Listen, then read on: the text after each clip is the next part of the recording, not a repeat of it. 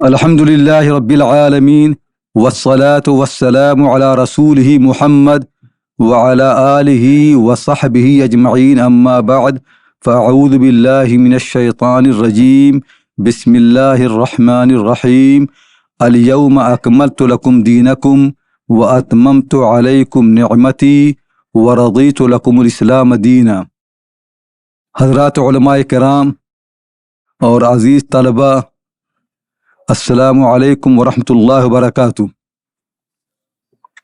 میرے لیے واقعی خوشی کی بات ہے کہ یہاں آپ سے ملنے کا موقع مل رہا ہے، اور جماعت اسلامی کے مرکز میں جب بھی آنا ہوا تو لوگوں نے فراخ دلی کے ساتھ استقبال کیا، بات کرنے کا موقع دیا اور ہمیشہ اپنائیت کا اظہار کیا۔ اور مسلمانوں کے درمیان ظاہر ہے کہ مسلمانوں کی جب ملاقات ایک دوسرے سے ہو تو اسی پر اسلام کے رشتے پر ہونی چاہیے۔ تو کبھی یہ ہمیشہ جو ہے محسوس ہوا کہ گویا یہ اپنا گھر ہے، بلکہ کئی مرتبہ میں نے یہاں قیام بھی کیا ہے اور خطاب وغیرہ۔ اور ڈاکٹر رضی الاسلام صاحب ندوی یہ میرے ندوے میں کلاس فیلو تھے، تو ہم لوگ کئی سال ایک ساتھ پڑھتے رہے، پھر بعد میں بھی بار بار ملاقاتیں ہوتی رہیں، گفتگو ہوتی رہی۔ آج کا جو موضوع ہے اس کے سلسلہ اہم بات یہ ہے کہ دنیا کے اندر مسلمانوں پر مختلف حالات آتے رہیں گے، اور اسی طرح سے مسلمان کبھی اقلیت میں ہوں گے، کبھی اکثریت میں ہوں گے، اور کبھی ایسے معاشروں میں ہوں گے جہاں پر دوسری بہت سی اقلیات رہتی ہیں، جیسے آج کل ہندوستان میں ہے، برطانیہ وغیرہ میں۔ یہ حالات دنیا میں آتے رہیں گے۔ جو حالات بھی قیامت تک آئیں گے ان کی ساری تعلیم، ان کے متعلق جو ہدایت ہے وہ قرآن کریم موجود ہے، کہ قرآن کریم ابدی کتاب ہے۔ اس کو اگر انسان سمجھ کے پڑھے تو جو بھی حالات ہیں، جیسے بھی جہاں بھی انسان رہتا ہے، وہ کتاب مکمل طور پر رہنمائی کرتی ہے۔ اس کتاب نے ہدایت کے موضوع پر کوئی چیز چھوڑی نہیں ہے، یعنی جامع کتاب ہے، مکمل کتاب ہے۔ قرآن کریم میں بار بار کہا گیا ہے کہ اللہ تعالیٰ نے اس کتاب کے اندر کوئی چیز چھوڑی نہیں ہے۔ جزیات، کلیات جو ہدایت کی ہو سکتی ہیں سب بیان کر دی گئی ہیں، اتنی جامع کتاب ہے۔ اور یہ کتاب جس پیغمبر پر نازل ہوئی صلی اللہ علیہ وسلم، اللہ نے ان کو منتخب کیا تھا۔ یعنی دنیا کے اندر بہت سے ذہین لوگ آئے، افلاطون، ارسطو، بعد میں مسلمانوں کے درمیان ابن سینا، فارابی، اور بہترین علماء میں سے شاہ ولی اللہ دہلوی، اس سے پہلے امام غزالی، امام رازی، ابن تیمیہ، اتنے عجیب و غریب عظیم دماغ آئے، لیکن اللہ تعالیٰ نے ان سارے انسانوں میں سے صرف ایک انسان کو منتخب کیا جو اس کی کتاب کا اہل ہو، اور وہ ہے حضور صلی اللہ علیہ وسلم۔ یہ کتاب آپ کے علاوہ کسی اور پر نازل نہیں ہوئی۔ یہ کتاب جو آپ پر نازل ہوئی تو اس کتاب نے آپ کو پیغمبر بنا دیا۔ یعنی اس کتاب کی خصوصیت یہ ہے کہ جس وقت آپ پر نازل ہوئی اس سے پہلے آپ پیغمبر نہیں تھے، کتاب کے نزول نے آپ کو پیغمبر بنا دیا۔ آپ نبی ہو گئے اور آپ آسمانی وحی کے حامل ہو گئے۔ آسمان سے آپ کو براہ راست ہدایتیں آتی تھیں اور آپ کو منتخب کر لیا گیا، اور یہ بات واضح کر دی گئی کہ لوگوں پر آپ کی پیروی فرض ہے۔ اس کتاب نے ایک انسان کو پیغمبر بنایا اور سارے انسانوں کو یہ دعوت دی کہ اس پیغمبر کے متبع بن جاؤ۔ تو کتاب کا اصل میں یہی کام ہے۔ کتاب نے ایک کو پیغمبر بنایا، اس کے بعد یہ کتاب کسی کو بھی پیغمبر نہیں بناتی ہے، یہ کتاب سارے انسانوں کو اسی پیغمبر کا متبع بناتی ہے۔ تو یہ جو ہدایت تھی، یہ ہم ہر زمانے میں ایسا ہوتا رہا ہے کہ حالات بدلتے رہے ہیں، اور مسلمانوں کو جو یہ ہدایتیں قرآن و حدیث میں یہ چیزیں کبھی کبھی پردے خفا میں چلی جاتی تھیں، تو ہمیشہ اللہ تعالیٰ ایسا انتظام کیا کہ ایسے مصلحین آتے رہے، ایسے دعات آتے رہے جو آ کر مسلمانوں کی یاد دلاتے رہے کہ آج کے حالات میں ان کی کیا ذمہ داری ہے۔ کیونکہ حضور صلی اللہ علیہ وسلم نے ہر حالت کے نمونہ چھوڑا ہے، لیکن ہم جس حالت سے گزر رہے ہیں اس میں آپ کی سیرت کا کون سا گوشہ ہمارے لیے رہنما ہے، قرآن کی کون سی آیتیں ہماری رہنمائی کر رہی ہیں، ہر آدمی کے لیے سمجھنا آسان نہیں ہے۔ تو ایسے علماء ہر دور میں امانت دار، متقی اور پرہیزگار پیدا ہوتے رہے۔ ہندوستان کے اندر عظیم شخصیات پیدا ہوئیں، خاص طور سے شاہ ولی اللہ دہلوی رحمۃ اللہ علیہ۔ اس میں کوئی شک نہیں ہے کہ جامعیت کے لحاظ سے قرآن کا علم، حدیث کا علم، فقہ کا علم، وسعت نظری اور مسلمانوں کا درد، مسلمانوں کے تئیں کی اصلاح کی کوششیں جو انہوں نے کی ہیں، ہندوستان میں یہ مقام بہت کم لوگوں کو حاصل ہوا ہے۔ اور اس کے بعد بھی اور لوگ یہاں پر آتے رہے ہیں۔ جب برطانوی عہد استعمار آیا تو نئے مشکلات پیدا ہوئے، مسلمانوں کے اندر سے اعتماد ختم ہو گیا، نئی تہذیب آئی، نئی تہذیب کی الغار آئی، اور اس کے محاسن اور اس کی ان چیزوں نے آنکھوں کو چکا چوند کر دیا تو یہ بڑا خطرناک مرحلہ تھا. مسلمان جدید تعلیم حاصل کر رہے تھے, مروب ہو رہے تھے, ان کے ذہنوں میں آ رہا تھا کہ اسلام فرسودہ ہو چکا ہے, مغربی تہذیب کی ہر چیز ان کو پرکشش معلوم ہو رہی تھی. تو ان حالات میں مولانا مودودی رحمۃ اللہ نے جو کام کیا ہے اسے نظر انداز نہیں کیا جا سکتا. انہوں نے مسلمانوں کے اوپر مسلمانوں کو ان کے دین پر اعتماد بحال کیا. مغربی تہذیب کی جو خامیاں تھیں ان پورے اعتماد کے ساتھ ان خامیوں کو واضح کیا, علمی انداز سے, فکری انداز سے, یہاں تک کہ اس مغربی تہذیب کے جو حاملین ہیں وہ بھی دفاعی پوزیشن میں آ گئے. تو یہ وہ کام ہے کہ اس عہد میں اس پائے کا کام کسی نے نہیں کیا ہے. صحیح. اور عالم عرب میں جن لوگوں نے مغربی تہذیب کا فکری مقابلہ کیا ہے ان میں سے اکثر لوگ جن کو میں جانتا ہوں, جن کا پڑھا ہے, وہ صحیح بات ہے کہ مولانا مودودی کی تحریروں کے خوشاچی ہیں. خود ہندوستان کے اندر مولانا ابوالحسن علی ندوی رحمۃ اللہ اور جو لوگ بھی ہیں, ان سب لوگوں نے اس پہلو میں مولانا مودودی رحمۃ اللہ علیہ سے استفادہ کیا ہے. تو ان کی کوششوں کو ہم نظر انداز کبھی نہیں کر سکتے کس طرح کی جاتی. لیکن جیسا کہ میں نے عرض کیا کہ حالات بدلتے رہتے ہیں. خود مولانا مودودی رحمۃ اللہ علیہ بھی ان حالات میں ہوتے تو ان کے لکھنے کا انداز مختلف ہوتا اور ترجیحات مختلف ہوتی. جب ایک داعی آتا ہے تو یہ نہیں کہ پہلے داعی کی مخالفت کرتا ہے, بلکہ ہوتا یہ ہے کہ وہ ترجیحات کو بدل دیتا ہے. کبھی کوئی ایسا ہوتا ہے کہ پچھلے داعی نے کسی خاص بات پر زور دیا تھا, یہ کسی اور چیز پر زور دیتا ہے. اس کا جو اسلوب تھا وہ کسی خاص قسم کا تھا. نیا داعی جو آتا ہے وہ محسوس کرتا ہے کہ اسلوب بدلنے کی ضرورت ہے. تو یہ فرق ہوتا ہے. لیکن جو لوگ جامد ہوتے ہیں وہ لوگ ان فروق کو سمجھتے نہیں ہیں اور اس سے اختلاف سمجھ لیتے ہیں. تو اسی سے فرقے بنتے ہیں, اسی سے مسلک بنتے ہیں. اگر ہمارا ذہن کشادہ اور ہم سمجھیں کہ سارے پیغمبر ایک ہی خاندان کے ہیں, سب جو ہے ایک ہی طرح کے, ہر پیغمبر دوسرے پیغمبر کا مؤید ہوتا ہے, اسی طرح سارے مصلحین, سارے مجددین حقیقتاً ایک ہی خاندان کے فرد ہیں. سب کا مقصد اسی دین کی عظمت کو بحال کرنا ہے, سب کا مقصد اسی مسلمانوں کی اصلاح کرنا ہے, ان کی ترقی کی فکر کرنا ہے. تھوڑی بہت سمجھ میں فرق ہوتا ہے, زور دینے میں فرق ہوتا ہے, ترجیح میں فرق ہوتا ہے. یہ فرق ہمیشہ ہے اور ہمیں اسے سمجھنا چاہیے. تو اسی طرح سے ہم لوگ, میں مغرب میں جو کوششیں کر رہا ہوں, ظاہر ہے کہ میں نے مولانا مودودی جنت تعلیم تھا تو ان کی میں نے کتابیں تقریباً سبھی پڑھی ہیں اور بار بار پڑھی ہیں, ان سے استفادہ کیا ہے. لیکن یہ ضروری نہیں ہے کہ جو باتیں میں ابھی عرض کروں گا یا جو باتیں میں اپنی تقریروں میں کہتا ہوں, جو لکھتا ہوں, وہ ہر بحرف مولانا مودودی کی تقریر میں ہوں, اور ایسا ممکن بھی نہیں ہے. تو یہ ہوگا کہیں ایسا ہو سکتا ہے کہ بعض پہلو پر ان کے ہاں زور کم رہا ہو, ہم نے زور زیادہ دے دیا.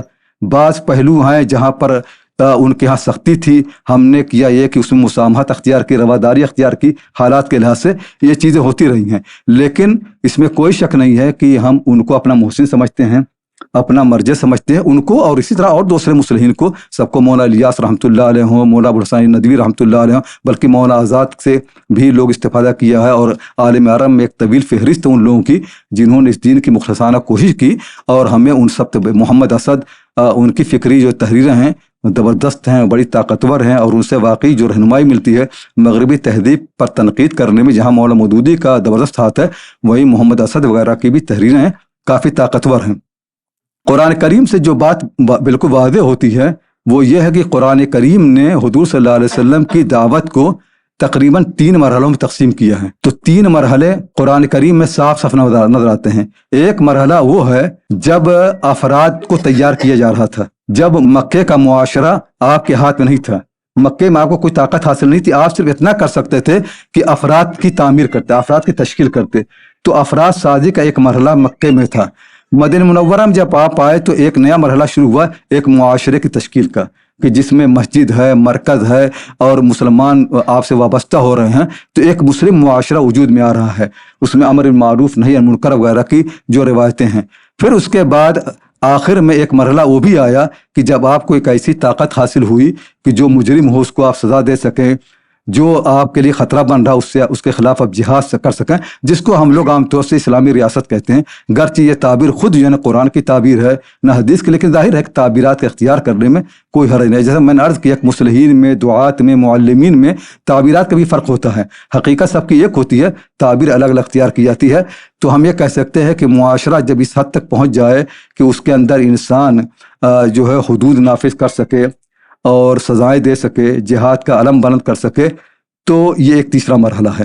चाहे उसको आप रियासत कहें, जो भी नाम दे। तो कुरान करीम की आयतों से साफ मालूम होता है कि तीनों मरहलों में आप सल्लल्लाहु अलैहि वसल्लम की रहनुमाई की गई और आपने इन तीनों मरहलों की मुकम्मल रियायत की।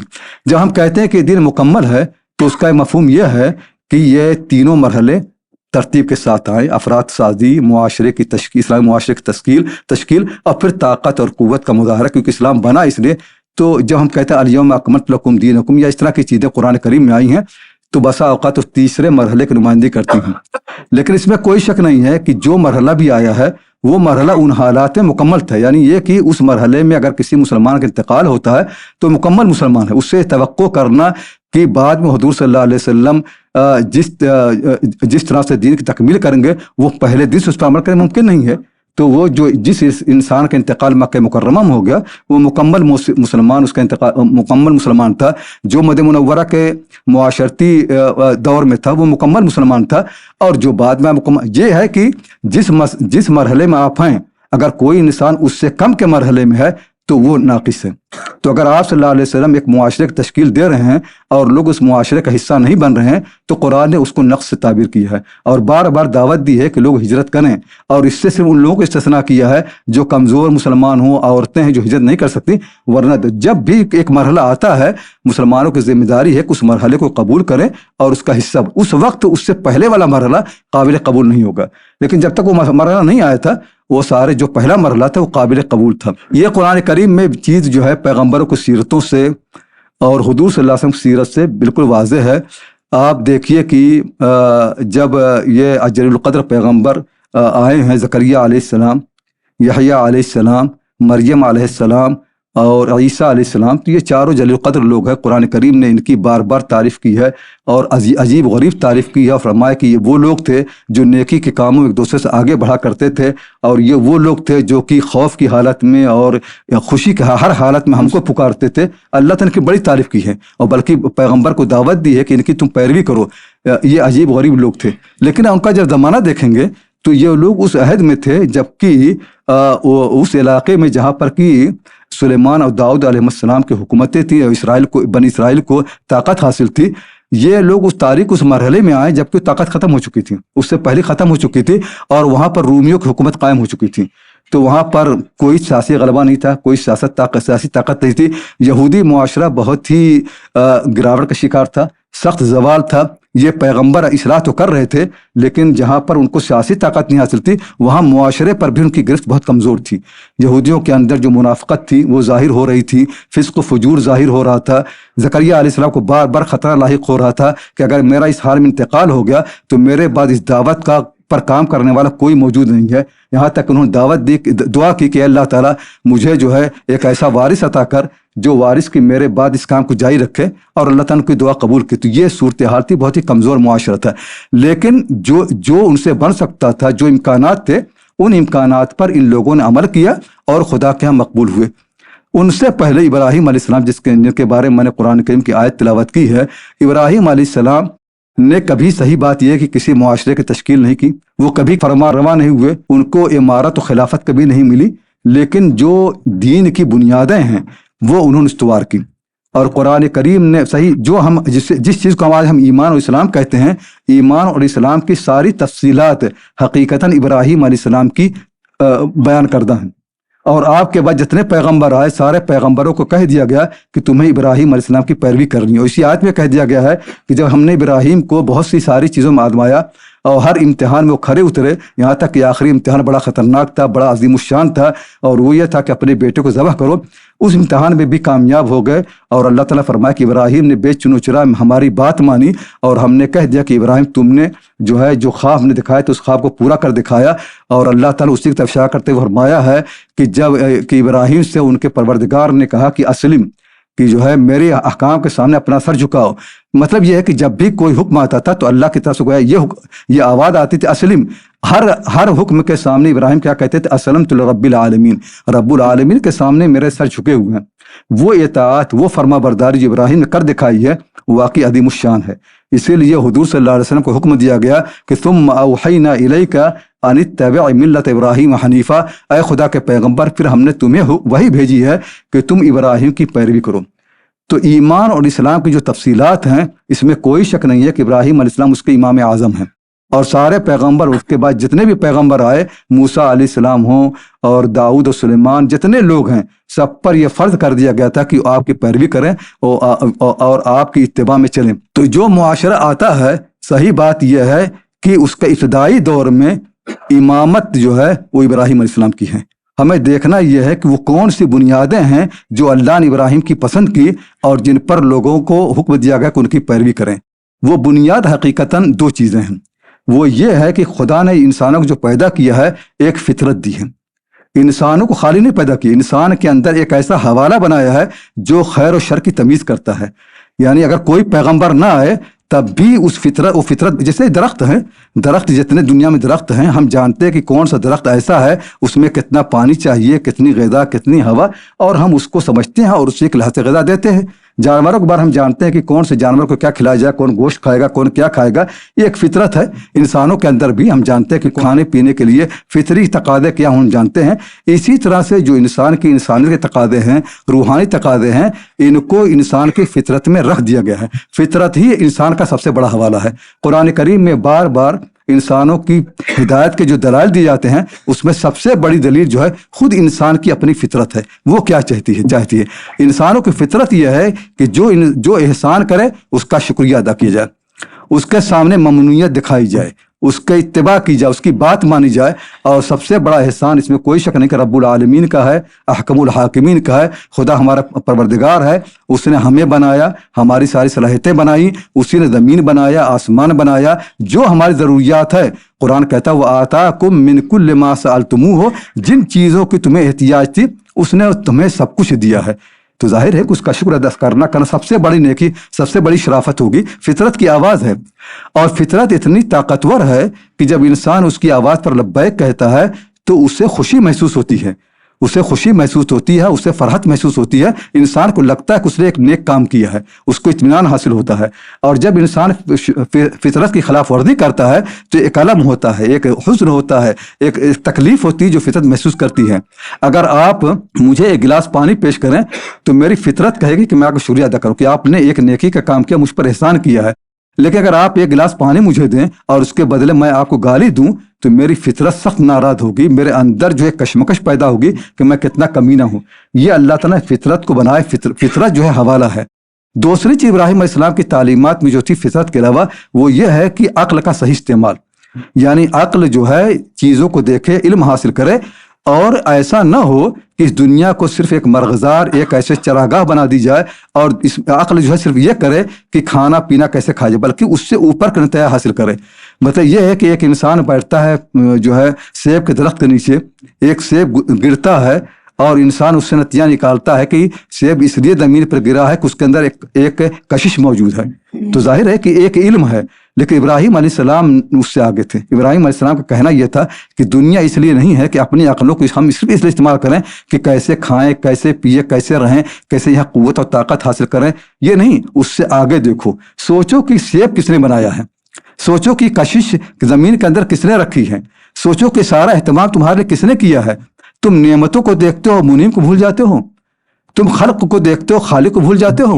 ابراہیم علیہ السلام کی تعلیمات کی اس سے آگے تھی، ہمیشہ وہ ہر چیز میں دیکھتے تھے کہ یہ چیز کا سرچشمہ کیا ہے۔ اس لیے قرآن کریم نے ان کی بار بار تعریف کی، اور باقی حیرت انگیز چیز تو یہ ہے کہ ابراہیم علیہ السلام نے اپنی قوم کے سامنے اپنے سارے دلائل رکھے، اور جو بتوں کی مذمت کی، اس کے بعد سورج اور چاند اور ساری چیزیں، اور ایک ایسا جملہ کہا جو جملہ جو ہے حقیقت یہ ہے کہ کلمہ لا الہ الا اللہ کے بعد پوری کتاب الہی میں اس سے زیادہ طاقتور کوئی جملہ نہیں ہے۔ انہوں نے فرمایا لا احب العافلین، جو جس چیز پر زوال آ جائے، جو چیز ڈوبنے والی ہو، مجھے اس سے محبت نہیں ہوتی۔ اور یہ بالکل یہ فطرت کی آواز ہے۔ آپ کسی سے محبت کریں تو آپ کو خوشی ہوتی ہے، محبوب مل جائے آپ کو خوشی ہوگی، لیکن اگر محبوب ملنے کے بعد آپ کے ہاتھ سے نکل جائے، اس پر موت طاری ہو جائے، اس پر زوال طاری ہو جائے، تو پھر آپ کو غم ہوگا۔ یہ محبت آپ کے لیے الم کا باعث ہے، حزن کا باعث ہے۔ سمجھدار آدمی کبھی بھی ایسی چیز سے دل نہیں لگائے گا جو کل اسے چھوڑ کر جانے والی ہے، جو کل اسے تکلیف پہنچانے والی ہے۔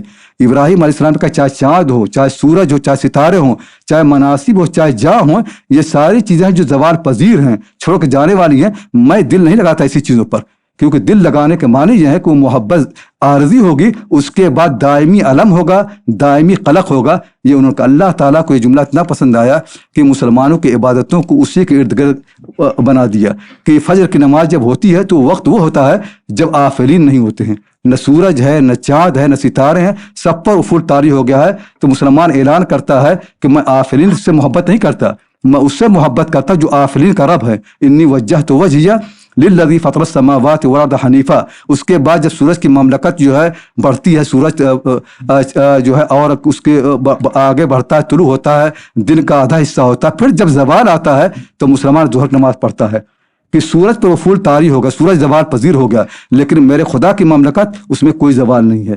پھر سورج پہاڑوں کے پیچھے چھپ جاتا ہے تو مسلمان عصر کی نماز پڑھتا ہے، اعلان کرتا ہے کہ سورج پہاڑوں کے پیچھے چھپ سکتا ہے، میرا پروردگار اس پر کوئی افول نہیں ہے۔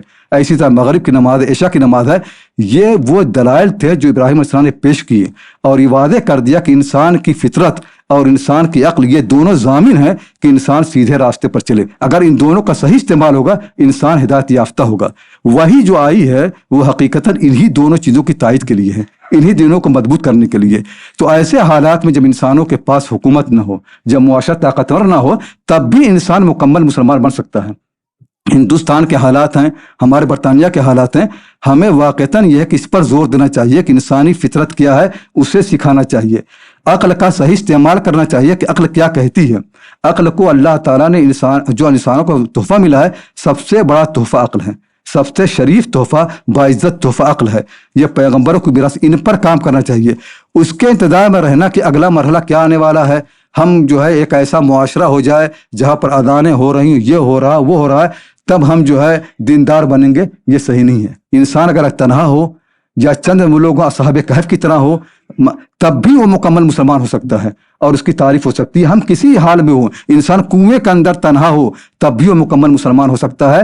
اس کی عقل اس کے ساتھ ہے، اس کی فطرت اس کے ساتھ ہے، اس پر عمل، ان چیزوں پر زور دینا چاہیے۔ اور صحیح بات یہ ہے کہ جب انسان فطرت پر زور دیتا ہے، عقل پر زور دیتا ہے، جو اسلام تشکیل پاتا ہے وہ اتنا طاقتور ہوتا ہے کہ معاشرے میں جو لوگ مسلمان پیدا ہوتے ہیں وہ کبھی اس کے مقام کو نہیں پہنچ سکتے۔ جن لوگوں نے مکہ مکرمہ میں اسلام قبول کیا تھا، ابوبکر صدیق ہوں، عمر فاروق ہوں، خدیجہ ہوں اور سارے لوگ ہوں، ان کے مقام کو وہ لوگ کبھی پہنچ نہیں سکتے جن کی آنکھیں کھلی ہیں خلافت اسلامیہ میں، جن کی آنکھیں کھلی اس دور میں جب مدینے کے اندر اسلامی معاشرہ قائم تھا۔ کیونکہ جو پہلے لوگ تھے انہوں نے فطرت کو سمجھا۔ فطرت عقل جب آتی ہے ہر چیز طاقتور ہوتی ہے۔ عقل اگر ایمان کے ساتھ رہے گی ایمان طاقتور ہوگا، عقل اگر اسلام کے ساتھ ہوگی اسلام طاقتور ہوگا۔ ہم کسی مرحلے میں یہ شکایت کرنے شروع کر دیں کہ ہم کمزور ہیں، مسلمان کبھی کمزور ہو ہی نہیں سکتا ہے۔ وہ کیسے کمزور ہو سکتا ہے؟ جس کے پیچھے خدا کا ہاتھ ہو، جس کے ساتھ خدا ہو۔ قرآن کہتا ہے ان اللہ مع الصابرین، حالات کیسے بھی آئیں، کتنے بھی حالات آئیں تم ڈٹ جاؤ، تمہارا خدا اگر آج امریکہ کسی ملک سے کہتا ہے کوئی بات نہیں ہم تمہارے ساتھ ہیں، انہیں اتنا بھروسہ ہوتا ہے کہ دنیا کے اندر ظلم کرنا، طغیانی کرنا، بغاوت کرنا، سارے قانون توڑنا وہ اپنا حق سمجھ لیتے ہیں کیونکہ امریکہ ہمارے ساتھ ہے۔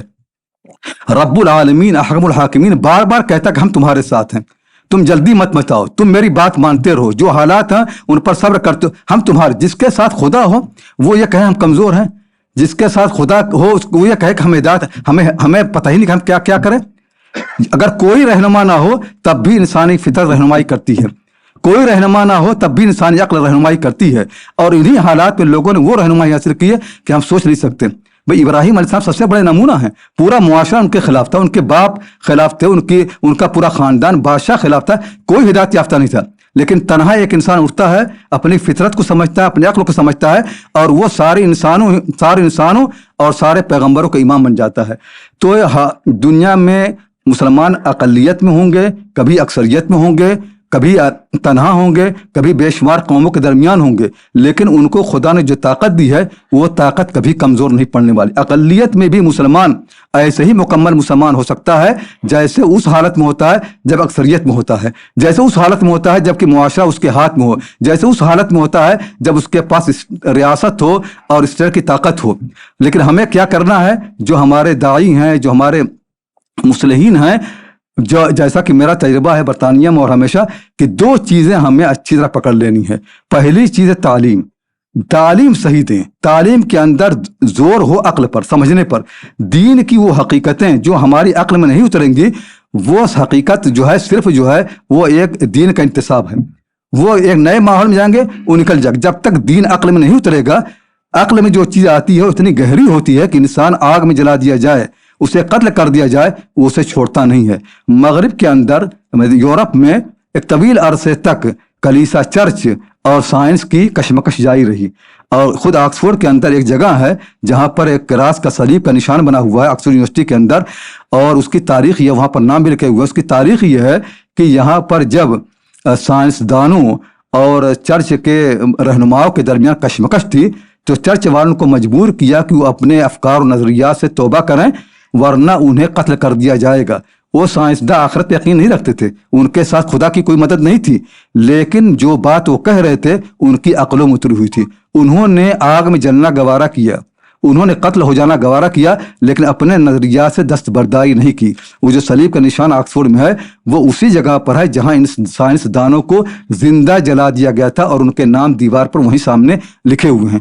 کیونکہ تو یہ تعلیم ہمیں دینی چاہیے. تعلیم ایسی ہونی چاہیے. ہم نے جو طریقہ بنا لیا کہ مسجدوں کے اندر اپنے بچوں کو بھیجتے ہیں اور اس نے سبحان اللہ الحمدللہ کے کہا, تو ہم سمجھتے ہیں کہ ہمارا بچہ جو ہے اسلام سیکھ گیا. یہ صرف لفظی اسلام ہے.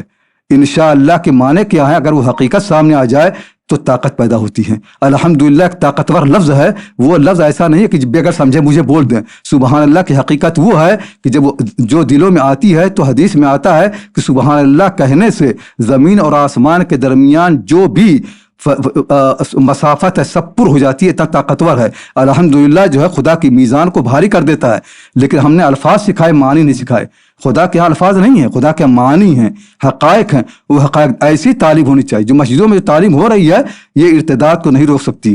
مدرسوں میں جو تعلیم ہو رہی ہے ارتداد کو نہیں روک سکتی. کتنے وہ عورتیں ہیں اور کتنے مرد ہیں جنہوں نے مدرسوں میں تعلیم حاصل کی اور وہ مرتد ہو گئے, کیونکہ اسلام ان کے دلوں میں نہیں اترا تھا. اسلام نے ان کی عقلوں کو خطاب نہیں کیا تھا. اسلام ان کی عقلیں مسلمان نہیں تھی, صرف ان کی زبان مسلمان تھی, ان کے کرتے اور پاجامے مسلمان تھے, ان کے پاس اسلامی شناخت تھی, لیکن ان کی عقل مسلمان نہیں تھی. ہمیں تعلیم وہ دینی ہے, وہ تعلیم جس میں فطرت سے خطاب ہو, فطرت کو سمجھا جائے اور جس میں عقل کو سمجھا جائے. تو پہلا کام ہمیں ہر مرحلے میں یہ کرنا ہے کہ تعلیم کو صحیح کرنا ہے, تعلیم کو مستحکم کرنا ہے. اور دوسری چیز دعوت ہے کہ جہاں بھی ہم رہیں داعی بن کر رہیں. یعنی ہم خود اپنے آپ کو جہنم سے بچائیں, اپنے خاندان کے لوگوں کو جہنم سے بچائیں, اور یہ سمجھیں کہ انسانوں کی ساری آبادی ہماری امت ہے اور ہماری مخاطب ہے, اور ہم ذمہ دار ہیں کہ ان کو جہنم کی آگ سے بچائیں. وہ جہنم میں کود رہے ہیں, جہنم میں جا رہے ہیں. صرف مسلمان تنہا وہ قوم ہے جس کے پاس وہ صحیفہ آسمانی ہے جو انسانوں کو ابدی نجات کا ضامن ہے, جو انسانوں کو جہنم سے بچا سکتا ہے,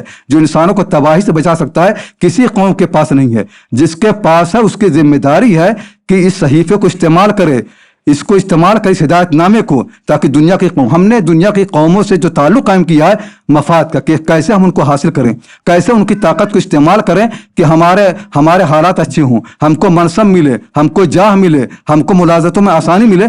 اس کے لیے ہم ان کے پاس جاتے ہیں. لیکن ہم ان کے پاس کبھی اس لیے نہیں جاتے ہیں کیسے ہم ان کو جہنم کے عذاب سے بچائیں. خدا کے جو داعی تھے, خدا کے جو مقرب بندے تھے, وہ لوگوں کے پاس یہ احکام لے کے جاتے. موسیٰ علیہ السلام کی قوم ذلیل ہو رہی تھی, لیکن موسیٰ علیہ السلام وہاں فرعون کے پاس جاتے ہیں خدا کا صحیح پیغام لے کر کے. یہ وہ حقائق ہیں جن پر ہمیں آنا ہے. اگر ہم نہیں آئیں گے تو قرآن کریم بار بار کہتا ہے کہ پھر خدا تمہیں بدل دے گا, دوسری قوموں کو لائے گا. تو یہ چیز تعلیم اور دعوت جتنی مضبوط ہوگی, کسی بھی معاشرے میں ہم رہیں گے. بلکہ ایسا بھی ہو سکتا ہے کہ جن معاشرے میں آپ کہہ رہے ہیں کہ ہم اقلیت میں ہیں, وہاں آپ کو اکثریت سے بدل دیا جائے. تو بہرحال بات لمبی نہیں کرنی ہے, وقت بھی کم ہے, مجھے سفر بھی کرنا ہے. ڈاکٹر عزیز الاسلام صاحب نے کہا کہ اس موضوع پر خطاب کرے, تو میرا ذہن یہی ہے کہ ابھی ہم جس مرحلے میں ہندوستان اور دوسری جگہوں پر ہے وہ یہ ہے کہ ہم صحیح اسلامی تعلیم پر زور دیں اور صحیح دعوت کا راستہ اختیار کریں. وآخر دعوانا الحمدللہ رب العالمین.